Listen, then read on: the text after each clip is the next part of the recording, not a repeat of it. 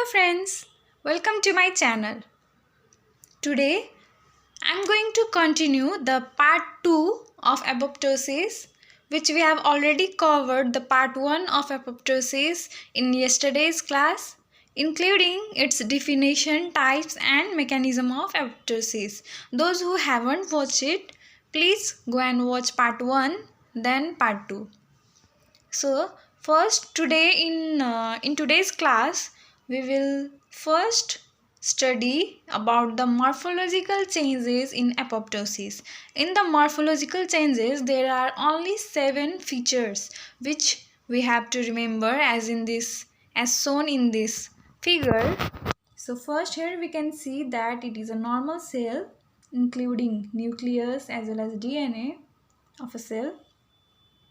So the first and earliest change in the morphology of apoptosis is the cell shrinkage.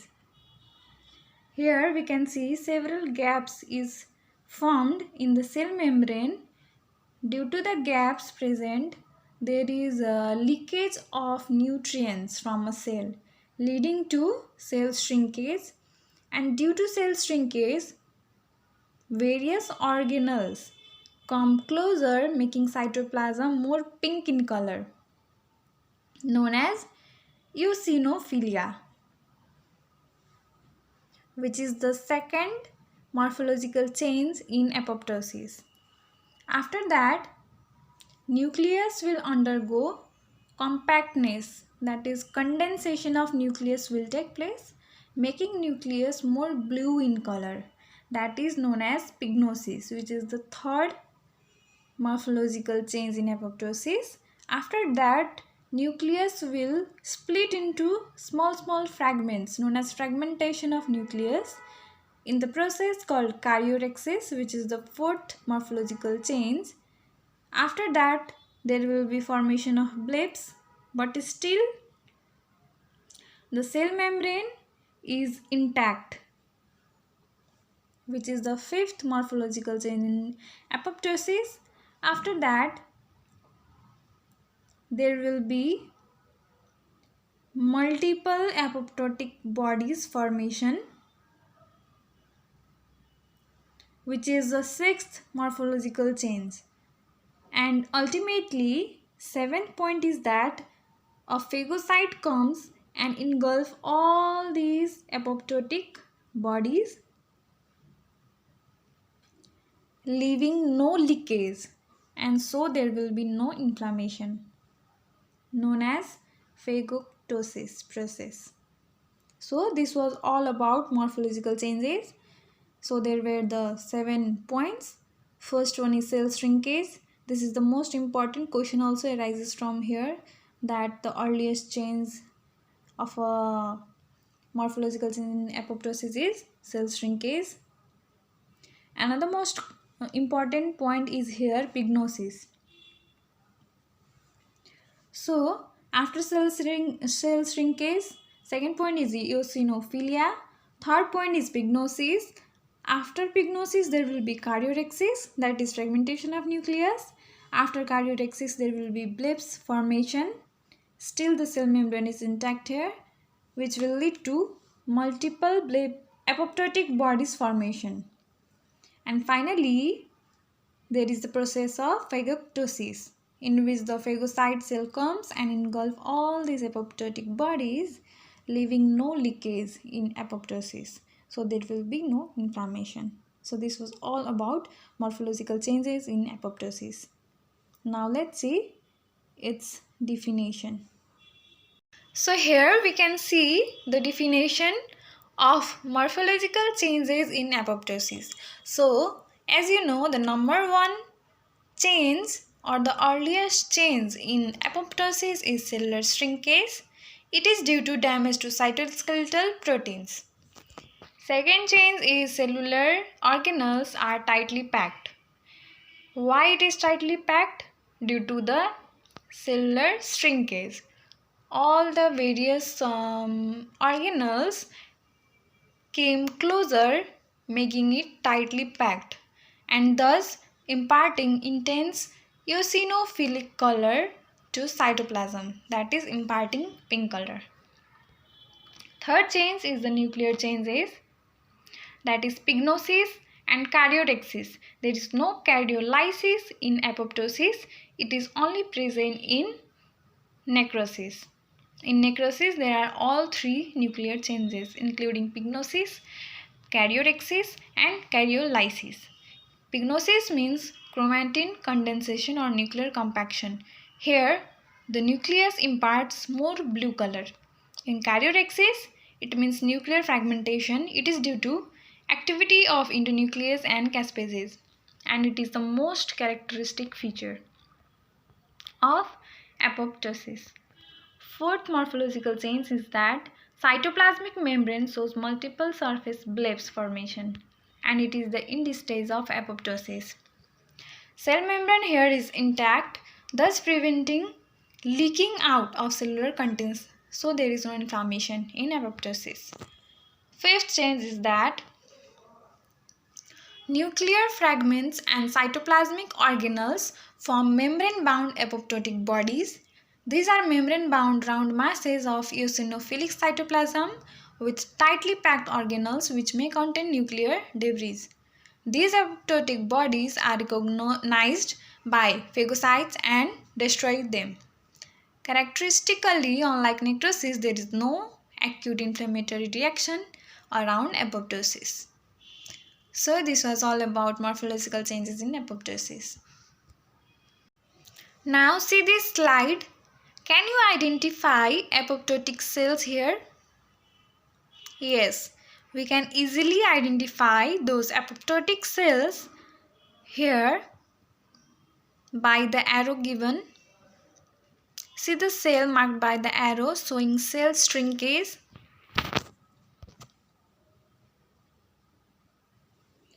Showing cell shrinkage, eosinophilia, that is more pink cytoplasm, and nucleus of apoptotic cells is more condensed, that is it is undergoing pignosis. So these are the apoptotic cells. Now let's start with the fifth topic of today, that is diagnosis of apoptosis. So how can we diagnose an apoptotic cell? So there are two ways of diagnosing apoptosis. Number one is apoptosis markers. So there is one marker of apoptosis called as annexin 5, which is really important. Question arises from here. So annexin 5 is a recombinant protein with high affinity for phospholipid like phosphatidylserine. We have already discussed about phosphatidylserine. So it is a phospholipid present on inner surface of a membrane normally, but it is flipped to outer surface during apoptosis, thus become a marker of apoptosis. So let's see this slide. So how will we identify an apoptotic cell in this slide? Because there are many cells. So how can we identify it? So we are not able to identify apoptotic cell based on 7 morphological features. So the apoptotic cell is smaller, strength, eosinophilia, but these are not specific findings, so we can be very confused to identify a apoptotic cell. So there is one way to identify, that is we can use a marker named as annexin 5, which comes in the liquid form. So if we take that marker and spread it over the slide, so only apoptotic cell will take annexin 5, others will not take, and after washing the slide only those cells will become brown in color, which is apoptotic cell. Like here we can see, this is a apoptotic cell. Now why only apoptotic cell will take annexin 5 and others will not? Because apoptotic cell has phosphatidylserine on its outer surface, and annexin 5 binds with phosphatidylserine, but in normal cell the phosphatidylserine is present in inner surface, so annexin 5 cannot bind with it. I hope you understand about this. Now, second way of diagnosing apoptosis is known as electrophoresis. So what do you mean by electrophoresis? For this, first let's see the diagram. So here, let's draw a normal cell with nucleus and DNA present in it.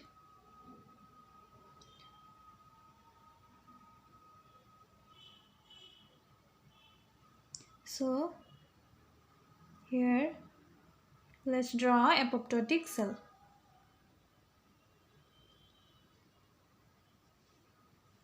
So here we can see this is the nucleus of apoptotic cell, and here in the apoptotic cell the nucleus goes through some changes, that is pignosis and karyotexis. So due to these changes, the nucleus of apoptotic cell is fragmented, that is they are not regular. So while we will do electrophoresis, we will see the step ladder appearance of a DNA like this. It will be not regular like a normal cell. So here we can see in this figure, it is the process of electrophoresis. So when we did electrophoresis of both the normal cell as well as apoptotic cell, this is the image that we get. You can see that these are the normal cell, but see here, there are multiple pieces of the chromosome.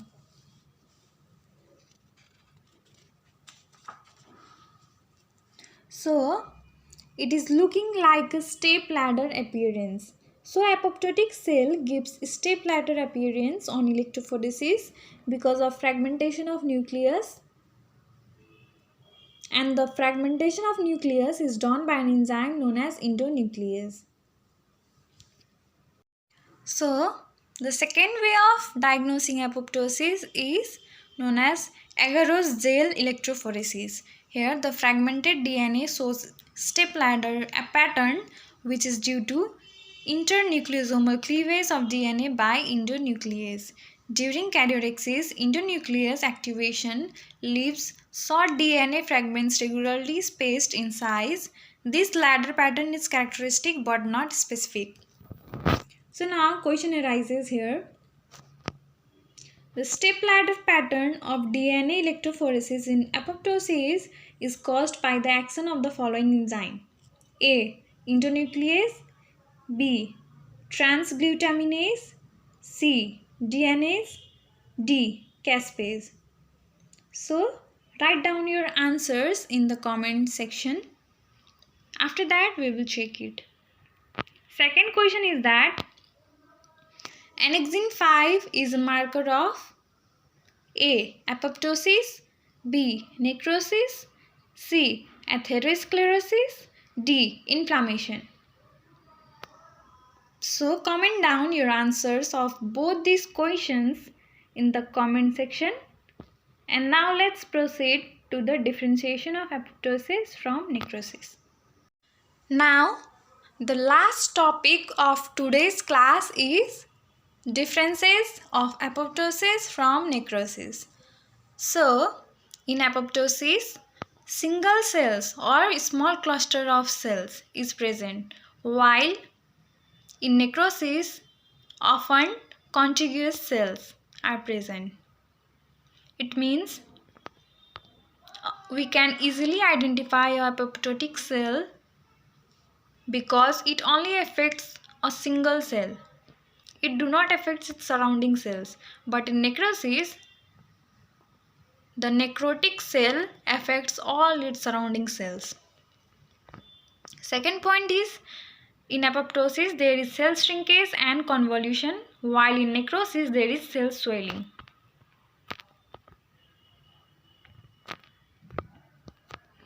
Third point is that in apoptosis only pygnosis and karyophyresis, these are the nuclear changes, only these two will occur in apoptosis, while the nuclear changes such as pygnosis, karyophyresis and karyolysis takes place in necrosis.